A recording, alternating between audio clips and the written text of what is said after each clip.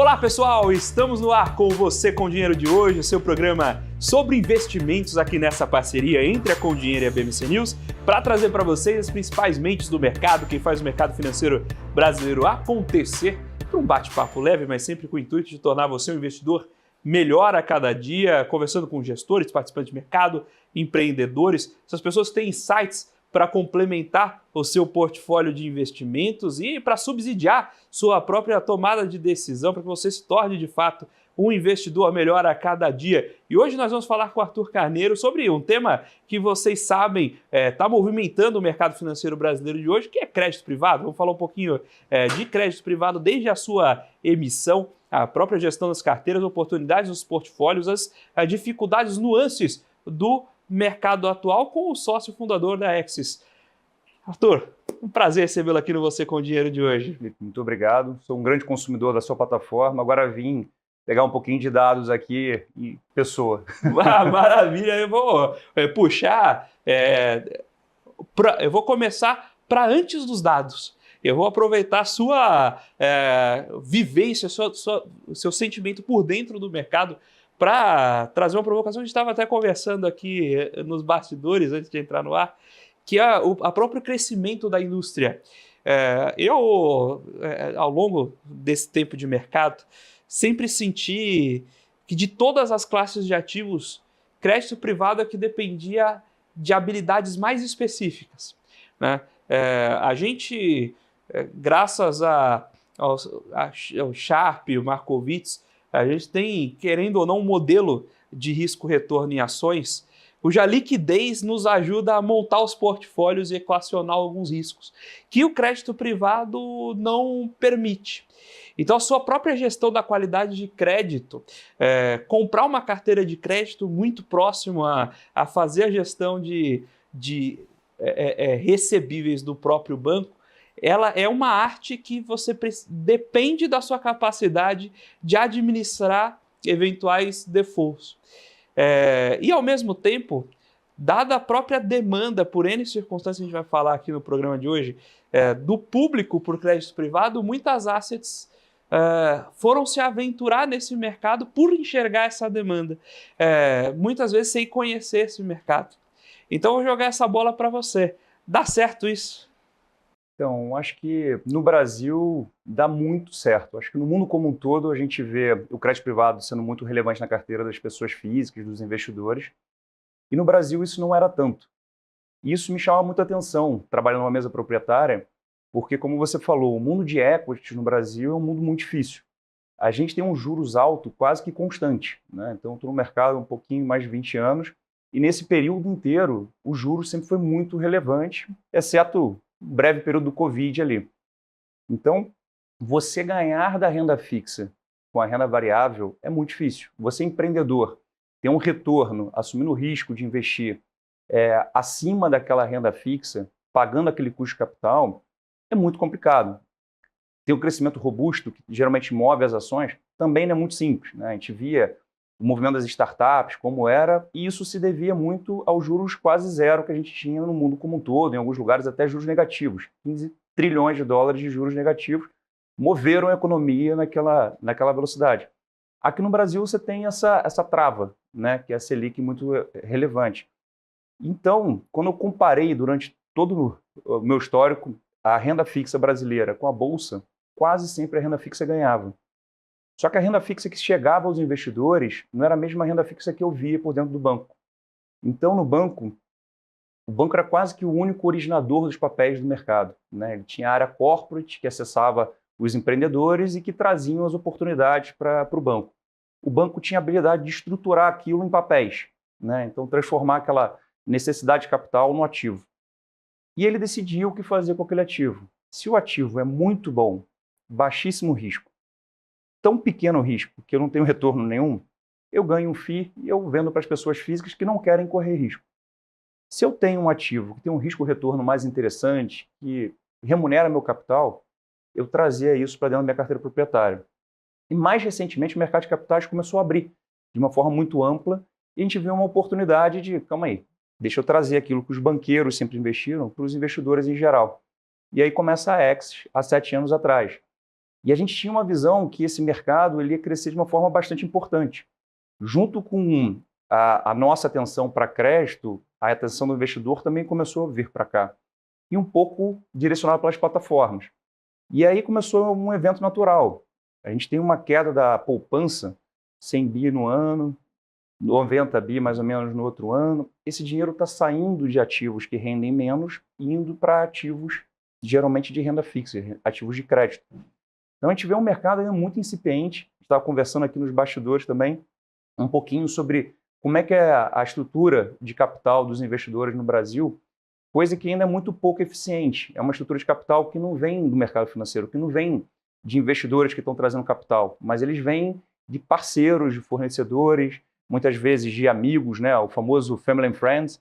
Então, tem muito espaço para o mercado de capitais adentrar e eu acho que é por isso que tem tanta gestora olhando para esse mercado que ainda tem muita coisa para acontecer. E como da própria educação do empreendedor em buscar o mercado de capitais? A gente teve, inclusive, agora, nos últimos 2 anos, um excesso, eu diria excesso porque algum nível de RJ você sempre vai ter. Você tem casos específicos, oscilações específicas por causa de um setor, mas a gente teve nos últimos 2 anos um volume grande de RJs vindas do ciclo de juros. Por isso eu chamo de excesso, porque isso não deveria acontecer. Isso deveria estar no seu planejamento, ser uma mudança de ciclo de juros, eventualmente uma operação redeada, enfim. Como está a educação desse empresário para ir para o mercado de capitais e conviver com esse formato de dívida, dialogar com esse mercado e usá-lo para buscar financiamento de maneira saudável? Tudo que é novo tem um período de adaptação, né? Então, tem vários fatores que levam a isso. Quando você olha para o agro em específico, o pessoal fala, tem um crescimento muito importante de RJ de produtores rurais. É infinito, porque você não podia pedir RJ de produtor rural, agora você pode. Então era 0 e passou a um número qualquer, crescente, por óbvio, né? Então, olhando para os outros produtores, para as outras economias, outros tipos de negócio, de empreendedores como um todo, você também tem um aculturamento. Então, vários empreendedores passaram a acessar esse mercado. Então, vamos pensar no mundo imobiliário. Como é que funcionava um empreendedor imobiliário convencional? Ele tinha uma ideia, ele tinha um projeto, ele adquiria um terreno, muitas vezes permutado, porque não tinha nem capital para adquirir aquele terreno, e ele buscava outros empreendedores, amigos, né, o Family and Friends, para poder fazer aquele investimento e executar aquele prédio. Uma outra maneira, ele às vezes pegava o próprio cliente e fazia uma promoção. Deixa eu vender aqui um pouco mais barato algumas unidades, pego um capital inicial e começo a empreender. E as duas geralmente são ineficientes. Então, para ele poder pegar aquele primeiro cliente que não está vendo nada, que não tem um projeto, ele dá aquele capital inicial, geralmente ele vendia a unidade por um valor muito menor do que ele vai vender na frente e muito menor do que seriam os juros caso ele tivesse tomado um financiamento. Da mesma maneira, na hora que ele pega o projeto e compartilha com um amigo, ele pega todo o expertise dele de identificar um terreno, pensar qual a vocação daquele terreno, ter uma capacidade de achar as pessoas certas para construir, ter a vocação de vender aquelas unidades e compartilha por igual com outra pessoa que está em casa fazendo a sua atividade. Então, tanto o ganho quanto o prejuízo é dividido de forma compartilhada. Então, isso é pouco eficiente. Porém, quando você deixa de pagar porque você teve um problema no empreendimento, você está dentro de um risco de equity compartilhada. Agora, quando você tem um crédito e você deixa de pagar, muitas vezes você entra numa RJ, você entra num novo processo que até então ele não acessava. Então, acho que é um processo natural de amadurecimento. A entrada no mercado de capitais vai gerar excessos, né? A gente viu, por exemplo, na época do Covid, uma ação muito bacana do governo tentando salvar as empresas, fazendo o FGI. No entanto, aquele excesso de capital que surgiu para alguns empreendedores que não estavam acostumados acabou gerando várias RJs. Eles tomaram muito mais dívida do que estavam acostumados. Às vezes, aquele capital fez com que eles fizessem investimentos não muito programados. Então, tem os excessos, mas eu acho que é tudo um processo de amadurecimento. Ao mesmo tempo, você falou bastante aqui dessa falta de cultura do empreendedor, como é que a gente ajusta isso. O próprio mercado vai impondo determinados limites. né? Então, quando eu falo que eu quero emprestar para alguém, eu gostaria que ele tivesse uma governança maior, gostaria que ele tivesse balanço auditados, eu gostaria que muitas vezes ele tivesse um diretor financeiro, e o mercado financeiro vai conduzindo o empreendedor para aquele caminho. E vai havendo uma seleção natural. Aqueles que se adaptam melhor vão conseguir capital mais barato e provavelmente vão ter rendimentos maiores, vão conseguir fazer mais projetos. E isso vai fazendo com que você tenha uma seleção natural dos empreendedores que vão ter maior sucesso. Então, acredito que tem uma complementariedade importante. Eu acho que o mercado de capitais atua como um condutor. E a gente até brinca aqui na X, virou um jargão nosso, que a gente quer fazer conexões que acelerem os investimentos. Porque as duas pontas, né? Então, tem um investidor que pegou a sua economia e aplica em alguma coisa que rende muito mais. Então, ele está acelerando a capacidade dele de montar uma reserva interessante a partir do trabalho que ele fez. Do outro lado, tem um empreendedor que passa a acessar um capital que é mais interessante do que o capital que ele acessava anteriormente e que permite ele fazer mais e melhor. Então, acho que é um ambiente muito produtivo, uma mudança importante que a gente está vendo no mercado e a gente está bem no iniciozinho ainda. Então, você comentou no começo, por exemplo, de uma incorporadora que financia o começo da sua obra com a venda das primeiras unidades. Você está jogando, falando em financeiros, né? Você está jogando o prêmio de risco com uma seleção adversa de público-alvo, porque o camarada que está comprando apartamento não sabe a capacidade da incorporadora de incorporar. Então, você está tirando um risco de você, como incorporadora, sabe a sua probabilidade de entregar o projeto e vendendo esse risco caro para alguém que não sabe a sua capacidade de incorporar. Então, você vai ter que pagar um prêmio de risco muito maior do que o seu sistema seria eficiente em cobrar. Aí quando você separa a própria estrutura de securitização, e depois a gente vem nisso também, vai separando esses riscos e coloca só o risco financeiro. Você, como incorporador, agora tem que entregar o projeto para não quebrar, mas você não joga o risco de projeto de atraso, etc. e tal, para a mão de alguém para quem esse risco é caro, né? E aí também tem a questão de quanto isso representa do portfólio de um cliente que compra um imóvel desse na planta versus quanto isso representa do PL de quem está comprando esse título eventualmente securitizado ou não. E aproveitando esse ponto, em quais formatos esse mercado tem sido mais acessado? A gente tem o advento da securitização, vamos dizer assim, porque a questão de... se o comentário tem 20 anos de mercado, há 10, securitização era um bicho de 7 cabeças. A gente escutava alguma coisa que eu via dizer que tinha lá no mercado americano. A gente tem esse processo de eventualmente securitizar e já distribuir, e você tem outras estruturas, eventualmente empacotar isso num fundo. Como tem sido o canal para atingir o bolso dos poupadores com essas estruturas de crédito? Então, muito interessante tudo que você falou. A securitização ela vem muitas vezes com algum tipo de benefício fiscal no Brasil, o que é fantástico. E no ambiente que a gente está discutindo muito sobre o fiscal, muita gente fala, isso logo, logo vai passar. Mas, na verdade, eu estou migrando um dinheiro subsidiado para um dinheiro que está vindo no mercado. Então, se antes eu precisava do plano safra para o produtor plantar, que é um dinheiro que vem do governo, que vem da poupança, que está indo embora para o mercado de capitais. Se antes eu precisava de um plano empresário para poder construir, a mesma coisa. Então, precisava colocar dinheiro do governo na estrada. O BNDES era o único financiador de grandes projetos.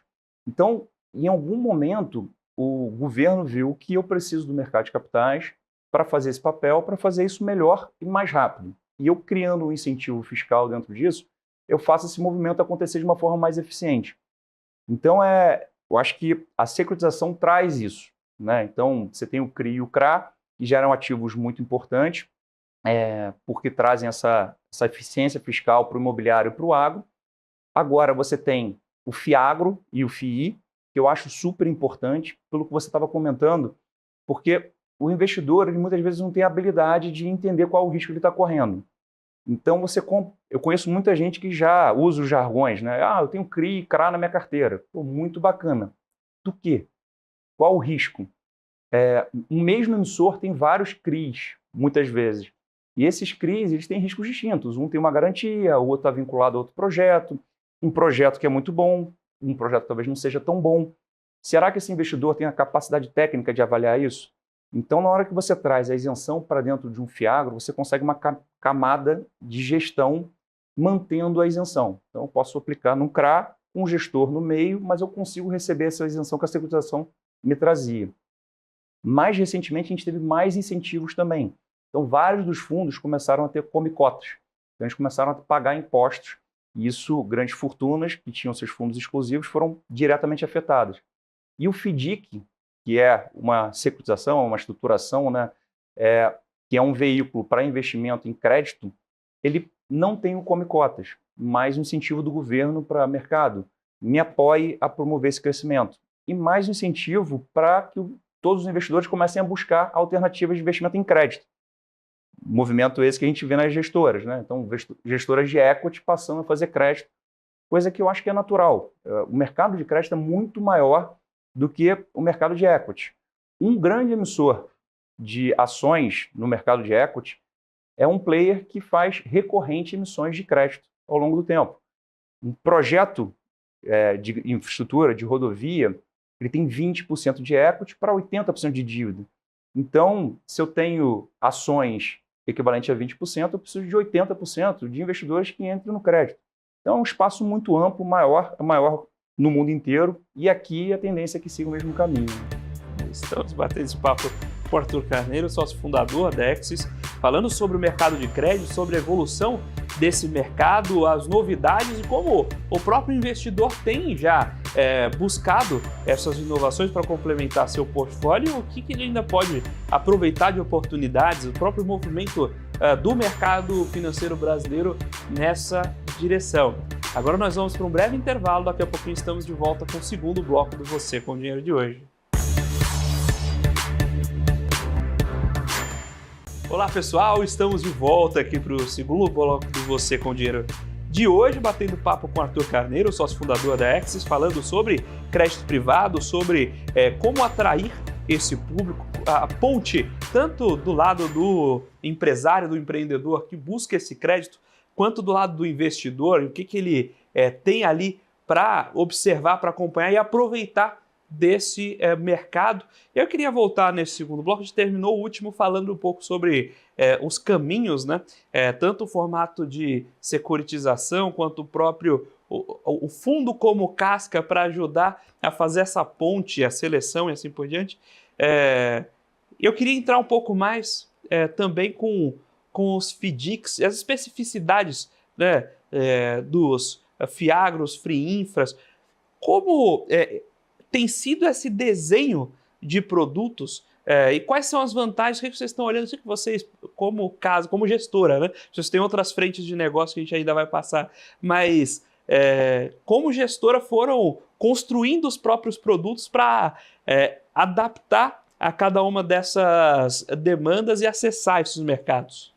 Então, tem um arcabouço amplo para a gente poder fazer isso. A primeira parte eu preciso originar bons papéis. Então, a consequência de todo mundo querer crédito é que os spreads, os juros que os empreendedores pagam, diminuiu muito. Principalmente dos grandes emissores, daqueles que já acessavam o mercado no passado. Então, a gente tem uma grande processadora de carne no Brasil que acabou de fazer um CRA a CDI mais 0,45. Então, uma taxa muito pequena acima do CDI. Porém, a gente viu a questão da isenção como algo muito importante e até um conduíte dessas taxas diminuindo. Então, a gente deu um foco especial a tudo que tivesse algum tipo de benefício fiscal. Então, estamos próximos de sair com o FII Infra. A gente tem um FIAGRO, aliás, na verdade, a gente tem 3 FIAGROs, né? Um listado em bolsa, um que está próximo de terminar e um que é setipado. Temos um fundo imobiliário listado em bolsa também. Mas tudo começou com um processo de originação. Então, eu preciso ter bons papéis para que eu tenha bom rendimento. E essa originação, ela depois segue toda uma cadeia de processo, né? Então, eu preciso achar o bom ativo, a boa oportunidade, preciso filtrá-la, eu preciso construir um produto que esteja adequado àquele risco. Então, diferente de uma casa que estrutura um papel e vende, eu vou estruturar um papel que eu vou conviver com ele ao longo da vida. Então, se é um projeto de infra, pode ser que eu fique 15 anos com aquela operação, com aquele arcabouço que eu estruturei. Então, eu preciso ter uma estruturação muito bem sedimentada. Isso foi uma preocupação muito importante nossa. E feito tudo isso, eu tenho que acompanhar aquela operação como um todo.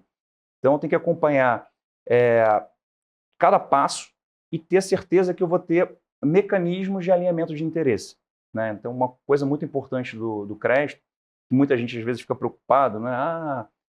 Tal gestora teve que dar um waiver, né? Então, o que é isso? A gente cria todo um arcabouço de regras para que, ao longo desses possíveis 15 anos de operação, a gente conviva com o empreendedor, né? Você tem essas regras aqui que você tem que seguir. Você não pode se alavancar demais, você tem que produzir de tal maneira, você não pode sair comprando todo mundo, senão você vai ter problemas operacionais.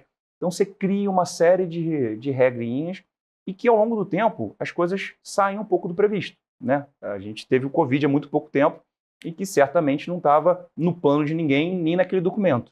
Mas, quando você tem um problema daquele, você tem que torcer para ter alguma cláusula ali para que você possa sentar com o empreendedor e falar, não, dado que aconteceu isso, como é que a gente repactua isso tudo que a gente pensou no passado, né?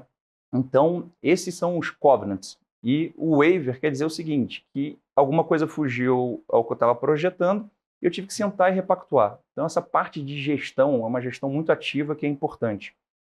Indo direto para os fundos em si, com o FII, com o FIAGRO, com o FIDIC, com o FIINFRA, a gente conseguiu fazer todo um arcabouço de ativos que poderiam investir em qualquer segmento da economia, privilegiando tudo que é isento.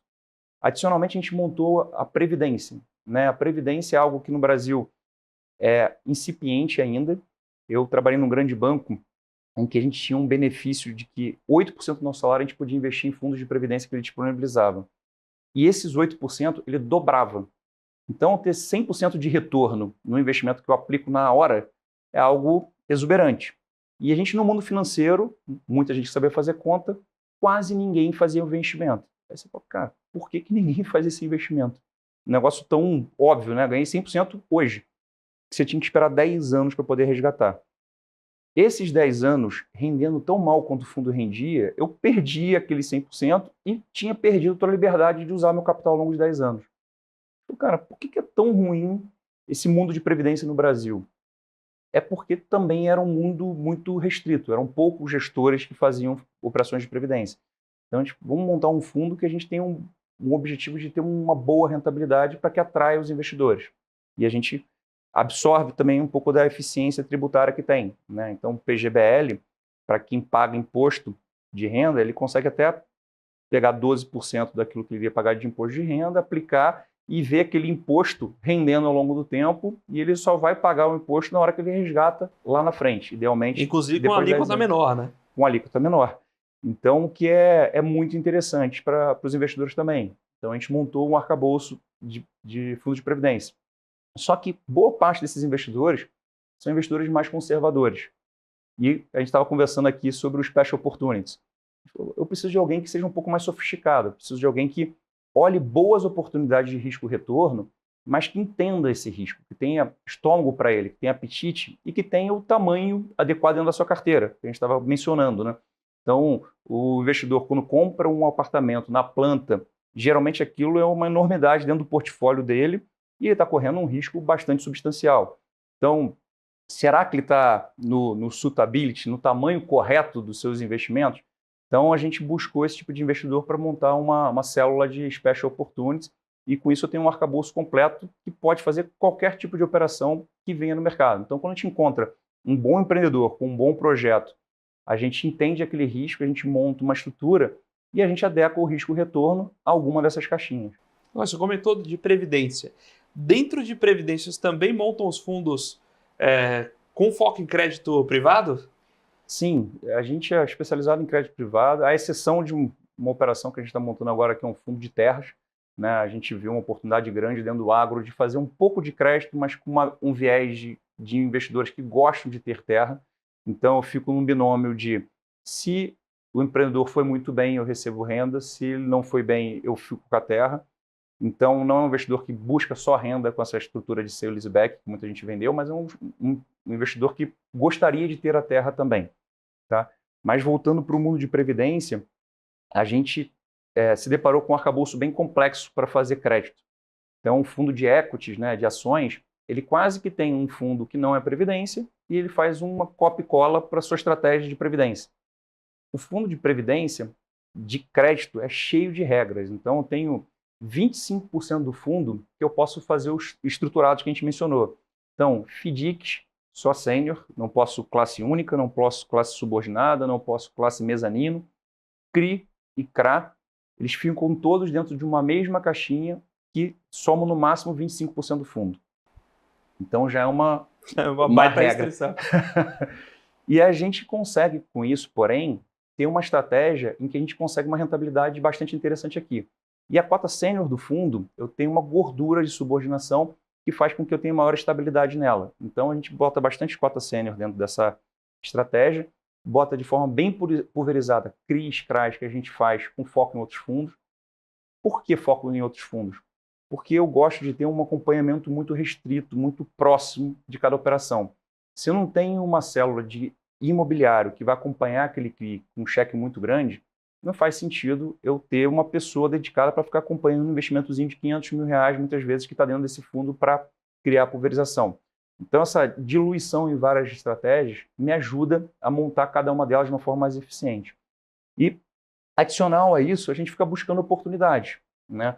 Então, durante muito tempo, recente, a gente vai falar aqui um pouquinho de ambiente AgroGalaxy, etc., a gente surfou de uma forma muito positiva o evento que aconteceu no ano passado, né? A gente teve um evento de lojas americanas que mudou um pouquinho do início da nossa conversa. Naquele ano, crédito era palavrão. Abriu o spread, deu para comprar alguma coisa ainda. A gente comprou muita coisa naquela época e hoje a gente já vendeu praticamente tudo, gerando muito resultado.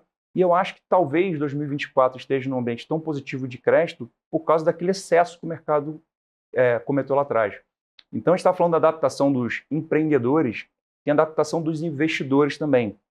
Eu vejo que o mercado é pendular, mas o mercado está muito pendular, né? Então, as lojas americanas entram em RJ.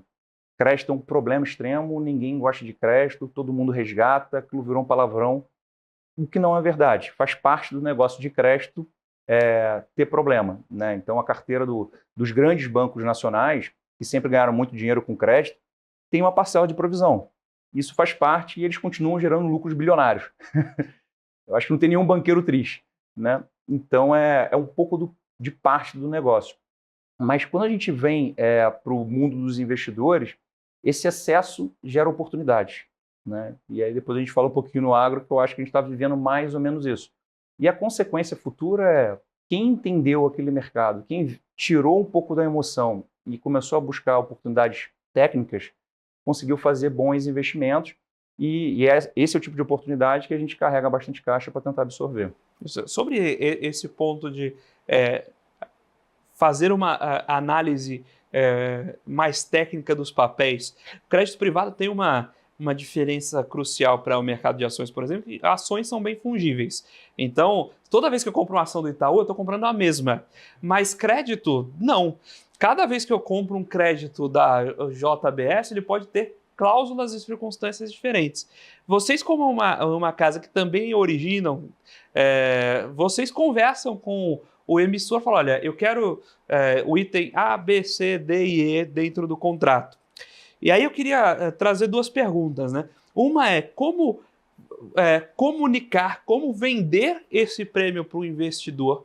Então, quem está comprando o papel que eventualmente vocês colocam para ser distribuído, olhar isso, entender que tem valor diferente por aquele título ter aquelas cláusulas.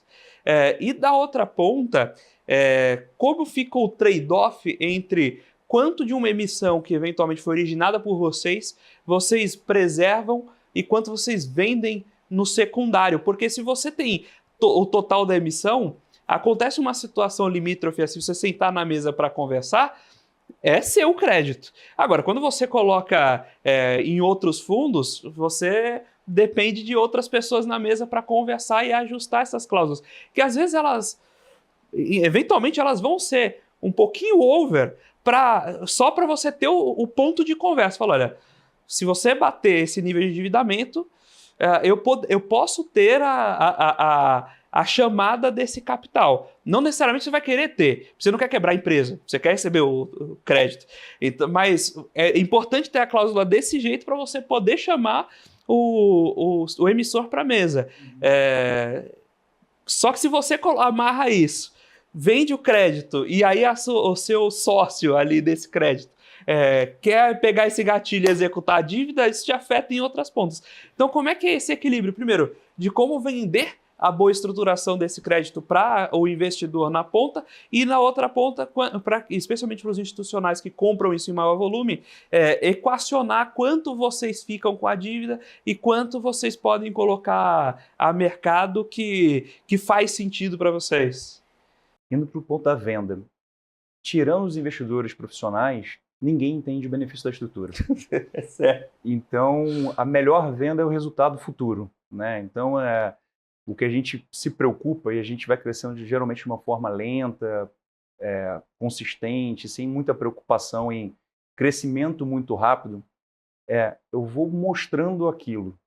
O resultado, eu acho que é a fórmula, aconteceu isso tudo, olha o resultado. Então, entrar na cláusula, entrar nas nuances de o que gerou aquele benefício, a gente já chegou à conclusão que não é o melhor caminho. Não vai funcionar. Né? Claro que quando a gente vê os nossos papéis indo para outros gestores, a gente sente um reconhecimento muito interessante de, cara, essa estrutura ficou muito bem montada. Até porque muita gente que estrutura papel também não carrega. Então, a minha visão é uma visão diferente daquele outro gestor de casa de DCM. Eu estou preparando um papel que eu quero carregar e que eu estou preocupado com uma série de gatilhos que podem acontecer. Muitas vezes a casa de DCM, ela quer só conseguir o cliente. E como a gente está num ambiente muito propício, muito investimento entrando em crédito, muitas vezes eu me sujeito àquelas oportunidades que estão ali disponíveis na prateleira. Não é exatamente o que eu quero, mas é o que tem para hoje. Né? Então, a gente sente esse retorno de outros gestores que co-investem com a gente. E aí vem um ponto super importante. Como é que é o dia a dia dessa convivência com o empreendedor? Problemas acontecem, e muitos, o tempo inteiro. Né? Então, eu gosto de mostrar o gráfico do meu fundo de renda fixa, você vê aquele reloginho aqui, e eu tiro o eixo X dele e falo, aonde foi o Covid? Aonde foi a guerra da Rússia? Aonde o juro saiu de 2 para 14? Então, você não tem essa sensibilidade, mas isso está impactando no dia a dia o empreendedor. E na hora que você tem esse soluço, né, eu até gosto de brincar um pouquinho com um evento horroroso que aconteceu em Porto Alegre. Então, o que aconteceu lá no Rio Grande do Sul? Uma enchente devastou várias cidades. A pessoa que morava lá muitas vezes perdeu a casa. Se ele não estava em casa, ele não sabe onde está a família, que não tem acesso no celular. Aquele negócio que ele tinha, muitas vezes foi embora com a enchente também. É quase um cenário do dia depois de amanhã. Né? Ontem tinha uma vida normal, amanhã acordei sem saber onde que meus parentes estão, se as pessoas estão vivas, como é que eu vou viver daqui para frente? Mercado financeiro, esse é o mundo real. Mercado financeiro, economia como um todo. O PIB de Porto Alegre, do Rio Grande do Sul, deve cair. Então, a gente, às vezes, tem uma visão muito fria e superficial daquele evento que está acontecendo na ponta. E na hora que a gente faz o crédito, a gente está falando com quem está lá. E a gente tem que conviver com essas intempéries que muitas vezes são relevantes desse tamanho. Então, é muito importante ter um grupo de pessoas que entendam isso, saibam lidar com esses eventos, porque acontece, e o mercado não entende. Né? O mercado, ele, como a gente falou do pendular, quando acontece, ele toma aquele susto e fala, é possível acontecer um problema como esse? E acontece todos os dias. Então, a gente primeiro busca, muitas vezes, ter um grupo de gestores, co-investidores, que tenham uma cabeça muito similar à nossa na hora de investir. A gente privilegia ter um tamanho de volume de papel que nos dê força num quórum para aprovação de determinadas coisas. E quando a gente vai para pessoas físicas, ou a gente vai num tamanho que elas não necessariamente precisem ali estar atuantes, ou a gente vai em papéis que muito provavelmente não devam cair naquelas cláusulas. Né? Então, se eu invisto na debênture da Vale, ela aguenta bastante problema e as coisas vão continuar ali dentro de uma previsão normal. Se eu estou com um empreendedor local do Rio Grande do Sul, cara, aquele problema certamente ele foi bastante relevante e disruptivo dentro da estrutura da empresa como um todo. Então, é muito importante que a gente tenha essa possibilidade de gestão. Uma operação simbólica que veio a mercado, grande, foi uma das primeiras que a gente estruturou lá pelo banco, que foi o Rodovias do Tietê, caiu justamente nesse problema. A gente tinha uma operação de mais de R$ 1 bilhão e tinha um volume enorme de investidores, e esses investidores não conseguiam tomar decisões. Eles não conseguiam nem juntar quórum e muito menos eram qualificados para tomar as decisões necessárias para poder investir. E o mercado começou a tentar se ajustar e várias gestoras começaram a criar fundos para tentar comprar papel para poder tomar uma decisão de, cara, como é que eu contorno aquilo que aconteceu que era diferente do previsto originalmente, né? Então, eu fui Head de Project Finance de uma casa, montei a área de Project Finance dela e a gente tinha uma métrica que continua até hoje de quase todas as grandes empresas de análise de tráfego, que é o tráfego cresce mais ou menos 1,3 vezes o PIB. Lá atrás, quando foi emitido, o PIB crescia 3%, reloginho, e você olhava aquilo no longo prazo com uma naturalidade enorme. E aí veio aquele evento lá da época do governo Dilma que a gente quase que caiu 3% ao ano de forma recorrente. E isso vai montando uma divergência muito importante de projeção, que em algum momento isso impacta aquela capacidade do projeto de pagar. O projeto de rodovia em São Paulo parece ruim? Não parece ruim. Fugiu ao que estava planejado 6, 7 anos atrás? Fugiu. Como é que eu contorno isso? Então, esse arcabouço, essa estrutura, isso é muito relevante. As pessoas sentem o problema na hora que a estrutura não está bem montada ou na hora que a gente não tem os investidores corretos agindo em cima daquilo. Estamos batendo esse papo com Arthur Carneiro, sócio fundador da Axis, falando sobre o mercado de crédito privado, sobre os acessos a ele pela ponta do investidor e do empreendedor, como usar essa dívida e como investir nela para compor o seu portfólio. Agora nós vamos para um breve intervalo, daqui a pouquinho estamos de volta com o terceiro bloco do Você com Dinheiro de hoje. Olá pessoal, estamos de volta aqui para o terceiro bloco do Você com Dinheiro de hoje, batendo papo com o Arthur Carneiro, sócio fundador da Axis, falando um pouco de crédito privado aqui sobre as oportunidades, a própria construção e maturação desse mercado.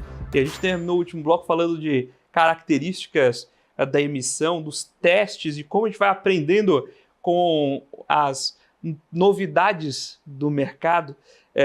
Eu queria falar um pouco de tamanho. A gente comentou lá no primeiro bloco ainda sobre os spreads se reduzindo, né? Muito disso que a gente também falou nos bastidores vem do espaço da isenção, né? Que você acaba criando um spread na isenção ali que não aparece no valor de face, mas que contribui muito pela demanda do investidor. E tem uma outra ponta que conforme você começa a esgotar os high grade, você começa a descer crédito para high yield, que no pós-pandemia estava quase morto. High yield não conseguia emitir crédito, porque o spread do high grade já estava num nível que, se você oferecer para o high yield, era proibitivo. Então, era maldade se chamar alguém para falar que ia fazer uma emissão, ele não ia conseguir pagar mesmo, então é melhor não dar logo o crédito. E agora está acontecendo o caminho contrário. Conforme abaixam os spreads do high grade yield começa a ter ali um novo espaço. E aí me vem uma questão de tamanho, né? O mercado de DCM já está alcançando que nível de empresa em termos de faturamento? Você veio de uma grande instituição, o corporate desse banco deve começar a emitir ali para as empresas que faturam seus 500 milhões por ano, né? Então, é só large corporate. Mas agora que a gente começa a ter, inclusive, pelas próprias casas de DCM, poderem fazer esse trabalho mais próximo, a gente consegue acessar outros níveis de empresa. O que você consegue já enxergar em níveis de tamanho para emissões de companhias menores? Então, ótimo que você perguntou sobre isso. A gente está até começando uma securitizadora dentro de casa, porque justamente os CRIs e os CRAs, dados os custos da securitizadora, muitas vezes tinham um limitador. A gente falava que 20 milhões de reais era um cheque mínimo para que os custos fossem diluídos. E a gente via oportunidades com cheques muito menores. Então, a primeira operação da nossa securitizadora é com o CRA para um cheque de 13 milhões de reais, que já é metade do mínimo que se entendia no mercado. E como você falou, as grandes casas de DCM pensam em centenas de milhões de reais, né? Então, um cheque abaixo de 100 milhões de reais definitivamente não viria de um grande banco, de um grande originador. Então, o mercado ele tem descido bastante em termos de cheque, ele tem se pulverizado muito. E aí vem um ponto super legal também que você mencionou, da diferença do high grade para o high yield. A gente tem muita discussão sobre isso aqui no Brasil. O que é o high grade? Em tese, é a empresa que tem muito acesso a capital, que tem um fluxo de caixa muito mais robusto, que é uma empresa com um nível de governança muito maior. Isso é muito claro para a gente. Só que quais são os riscos embutidos em cada um desses níveis?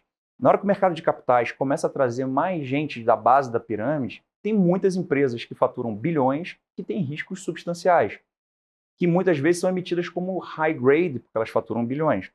Só que elas estão, por exemplo, num setor que pode sofrer volatilidade, elas estão muitas vezes com a estrutura que não é a melhor para aquele tipo de ativo.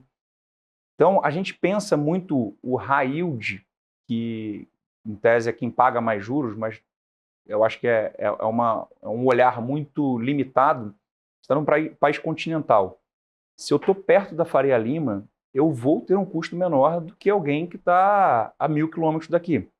Então, só o acesso já mexe na minha taxa. A minha exposição mexe na minha taxa. Se todo mundo me conhece, se eu sou uma empresa listada em bolsa, se eu tenho vários analistas de research emitindo relatórios continuamente sobre mim, se eu tenho a mídia falando tudo o que acontece comigo, eu vou ter uma operação muito mais barata do que alguém que não tem esse acesso, independente do risco que está ali embutido. E uma outra coisa muito interessante é que o mercado high grade, como tem essa estabilidade de taxa e é muito competitivo, muita gente não olha para outros fatores. Então, tudo aquilo que a gente falou de estrutura fica um pouco menor. Eu não preciso estar com tudo tão apertado ali com uma operação com a Iguatemi, com uma operação com a Vale, porque são empresas consolidadas, com um fluxo muito mais relevante e perene. Então, a estrutura fica mais frágil. A estrutura muitas vezes não compõe garantias. Então, quando tudo dá errado, no Covid, mesmo o Iguatemi sofreu bastante. E ninguém tinha uma visibilidade de até quando continuaria aquele processo. Será que o Covid ia demorar um mês, um ano, 2 anos, 3 anos? E uma empresa desse tamanho, que acessa tanto o capital, com a rejeição pela dúvida desse capital, como é que ela vai se comportar? Com o custo operacional de uma empresa que fatura bilhões, mas sem faturar nada, porque ninguém é um shopping.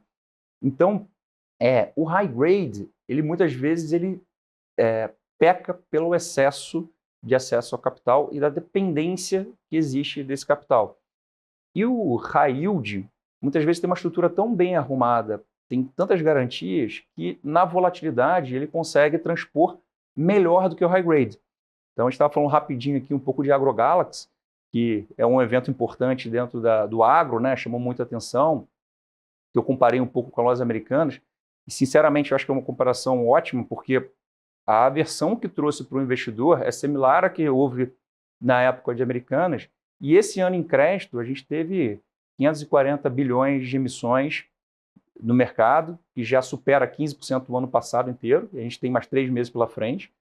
A gente teve 350 bilhões aí de dinheiro novo em fundos de crédito, né? Eu estou falando com você que tem os dados na cabeça, né?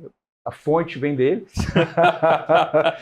Então, a gente tem que tomar cuidado, mas a gente tem um apetite muito grande por crédito, porque eles viram o resultado que gerou lá atrás. Então, acho que a mesma coisa tende a acontecer dentro do agro. Mas qual foi o grande problema de AgroGalaxy? É aquela profecia autorrealizável. Quando todo mundo começou a achar que poderia haver um problema e parou de irrigar uma empresa que demanda muito capital de giro, de capital novo, aquilo foi se tornando um problema de verdade, né? Mesmo uma empresa com aquele tamanho, com aquela acessibilidade, estar em bolsa, com governança, com todos aqueles quesitos de um high grade, ela teve um problema que foi quase que parte do ativo dela se tornou um passivo num evento adverso. Então, é importante a gente ter uma leitura de crédito, de risco, que é diferente. Mesmo as agências de risco, de rating, elas olham o risco de default. Ou seja, qual é o risco de eu ter um problema? Só que ela não olha o depois do crédito, que o estruturado traz. Então, a gente tem uma métrica, por exemplo, que é o Loss Given Default. Quanto que eu perco se eu tiver um problema? Eu tenho uma garantia fantástica. Isso pesa para mim. De repente, tem uma empresa que não tem um fluxo tão estável, mas se tudo der muito errado, eu tenho uma garantia que pode me cobrir. Ou, se eu tenho uma empresa que tem sazonalidade, aquela garantia me garante que no dia que eu sentar com aquele empreendedor, ele vai tomar decisões coerentes. Eu não quero executar essa garantia, você também não quer que eu execute. Como é que a gente vai transpor esse vale que surgiu na nossa frente? E aí a conversa fica muito amistosa, ela vai para uma convergência muito rápido, existe ali uma visão muito clara de, aqui é um caminho comum.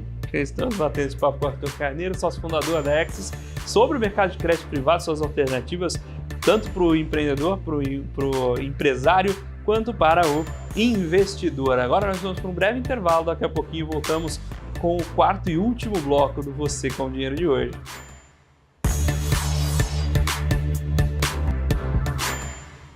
Olá pessoal, estamos de volta aqui para o quarto e último bloco do Você com Dinheiro de hoje, batendo papo com o Arthur Carneiro, sócio fundador da Axis, falando sobre crédito privado. E eu vou voltar, comentou no bloco anterior, Arthur, sobre a criação da securitizadora. E aí eu queria aproveitar esse bloco para falar um pouco de Axis, que vocês, para além da gestora, que a gente comentou muito sobre esse assunto, tem outras atuações dentro do mercado de crédito. Começaram como uma casa de DCM, entraram na gestão, estão buscando a securitizadora, tem uma parte de wealth. Conta um pouquinho para a gente da Axis como conglomerado, digamos assim. A ideia surgiu como montar uma forma de dar acesso aos investidores aos papéis, né? Então tudo começa com a casa de DCM. O que é isso? Alguém que estruturasse aquele papel para poder levar para o público em geral. A gente tinha a visão clara de que essa camada de gestão era importante. Então, o próximo passo foi a gestão. Então, com a gestão, a gente criou toda uma série de fundos, como mencionamos, tinha ali o acompanhamento, o dia a dia, a gestão daqueles problemas que a gente mencionou, só que faltava um pouco mais. Vários investidores queriam alocar direto nesses papéis. Então, eu gosto desse ativo, eu estou na região, eu conheço o risco dele, eu quero ter uma exposição maior naquele ativo do que só o que o fundo me traz. Como é que eu faço para aplicar? E a gente não tinha como fazer esse movimento. Então, a gente montou uma célula e vários investidores amigos começaram a alocar nesses papéis, e quando a gente viu, a gente já tinha uma área, a gente já tinha um grupo de pessoas trabalhando, atuando naquela gestão do dia a dia, e se configurou a parte de wealth management. E mais recentemente, a gente precisava também de uma aprovação regulatória, a gente começou a securitizadora. O que é a securitizadora? É o instrumento de um pacotamento das operações. A gente sempre contratou terceiros para fazer esse serviço para a gente. Mas várias vezes a gente tinha reclamações do empreendedor sobre o dia a dia com essa securitizadora não é bom, ela não me traz tudo que eu preciso. Dentro do meu time, eu replicava 100% dos controles que a securitizadora deveria fazer. Por quê? Eu não sei se ela está fazendo, então deixa eu fazer dentro de casa. Então criava uma célula basicamente que fazia 2 vezes aquele trabalho, né? A securitizadora fazia e a gente fazia tudo de novo dentro da parte da gestora. A gente tinha um ponto de contato também com o cliente que ficava, às vezes, fragilizado. Eu tive o primeiro contato, estruturei, aloquei, e aquele papel, aquela operação, nunca trouxe nenhum problema, a gente não precisou ter mais no dia a dia com o empreendedor, mas a securitizadora precisa, ela precisa mandar o boleto para ele pagar, ele discute com ela o dia a dia, tem alguém do financeiro que acompanha. Então, esse contato, às vezes, ficava um pouco mais distante. E a questão do tamanho, como a gente mencionou. Várias vezes a gente queria fazer uma estrutura diferente, a gente queria fazer um tamanho diferente, e havia ali um impeditivo desse prestador de serviço. Esse tipo de coisa que você quer fazer não me interessa. Tudo bem que é interessante para o seu empreendedor, tudo bem que é interessante para o seu investidor, mas para mim não é um bom produto. E a gente ficava restrito por esse prestador de serviço. Então, por que não verticalizar também nesse aspecto para que a gente pudesse trazer a experiência do crédito como um todo? Então, estamos começando com a securitizadora agora, Recentemente, a gente teve a aprovação para seguir com ela. Trouxemos uma pessoa espetacular, que também já trabalha com a gente, acho que pelo menos há 15 anos, né? Ela trabalhava com a gente no banco lá atrás, a Marina, para tocar esse novo empreendimento da Axis. Então, estou muito satisfeito com essa nova iniciativa. Eu queria começar aqui já meus agradecimentos, que, por incrível que pareça, o programa já passou, né? Eu fiquei realmente muito surpreso, um tema interessantíssimo e é muito bacana ter alguém com a sua clareza e didática para esclarecer alguns desses tópicos aqui para o público. Eu queria te deixar à vontade para conversar com esse nosso público, deixar os contatos da Axis, quem quiser procurar vocês, saber mais sobre os fundos, sobre os créditos, quem quiser comprar e participar desse mercado com vocês, por onde pode encontrá-los? Felipe, primeiro, obrigado pelos elogios. Um professor falando isso, eu me sinto super elogiado de fato. E ao público em geral, convido que acessem o nosso site, www.axis.com.br. Os outros canais, a gente se comunica muito pelo LinkedIn, YouTube e Instagram. A gente tem o nosso RI, a gente busca responder bastante as dúvidas. Surgem muitas dúvidas de mercado, é um mercado novo, em crescimento. Muita gente tem ali questões que muitas vezes não são colocadas nos nossos relatórios. A gente tem relatórios de acompanhamento de gestão que podem ser acessados também. Se inscreva, que vocês passam a receber. Eu acho que canal aberto, estamos aqui para tentar difundir um pouquinho mais do mercado de crédito para vocês e ter essa transparência. Eu acho que o mercado de crédito não é algo tão simples quanto de ações, porque tem muito conhecimento já embarcado, muita gente acompanhando, vários relatórios de mercado. Então, fiquem à vontade para nos acessar aqui para tirar dúvidas. Muito obrigado, Arthur. Muito obrigado, Axis, por ceder aqui a participação do Arthur. Muito obrigado a você, telespectador aqui da BMC News, investidor e profissional de mercado, pela sua companhia, pela sua audiência. O Você com Dinheiro é uma parceria aqui entre a BMC e o Com Dinheiro para trazer para vocês essas grandes mentes do mercado. E se você quiser saber um pouco mais sobre a Com Dinheiro, visite lá também o nosso site www.comdinheiro.com.br, manda lá para a gente um e-mail em contato@comdinheiro.com.br. O Você com Dinheiro de hoje vai ficando por aqui. Muito obrigado mais uma vez pela sua companhia e pela sua audiência e até a próxima.